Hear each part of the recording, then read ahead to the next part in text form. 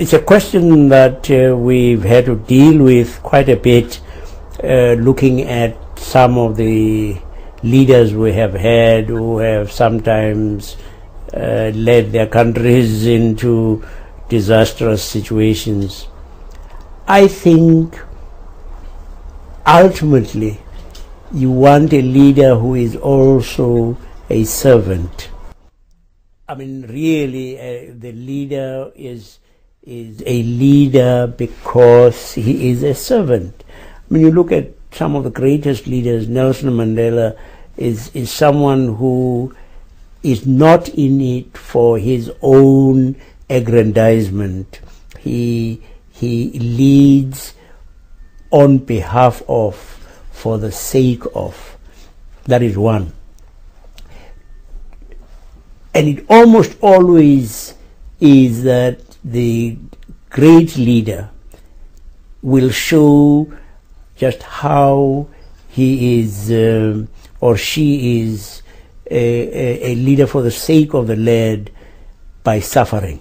All right, final question. Yeah. And it's a two-parter.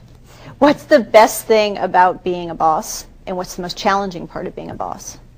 The best part about being a boss is growing people. The hardest part of a job is making the ugly decisions. Letting somebody go. It's awful. And that's why you can never surprise them. You got to always be appraising them. They got to know where they stand.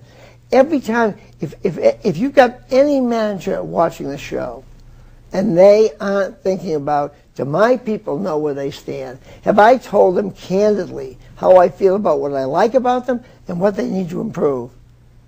Then they shouldn't be a manager.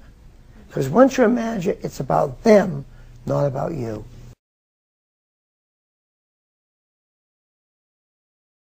What's the stumbling block well, first of all, what's the stumbling block you tripped on, and what are the ones that you saw that were most common? Well, I think the stumbling block we all trip on is we've been successful in command and control, and therefore we know how to do it very well. And so my tendency, the minute I get in a meeting, I've said we're going to be collaborative, and I'd listen for about 10 minutes. I knew what the answer was, and I'd say, all right, here's where we're going to go.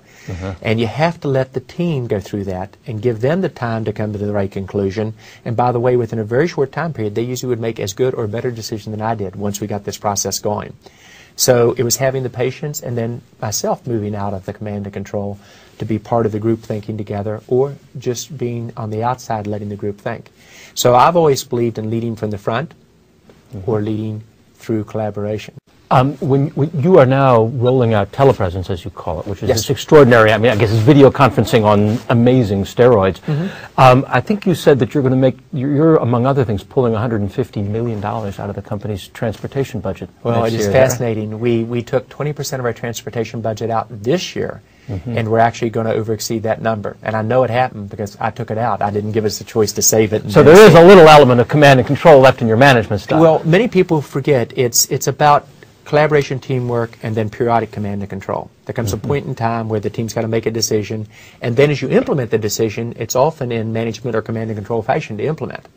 So a lot of the thought process and coordination is collaboration, teamwork, and at the same time your implementation, you don't give people choices. They have to be able to now implement what the team has decided to do through a collaborative approach. It's really exciting.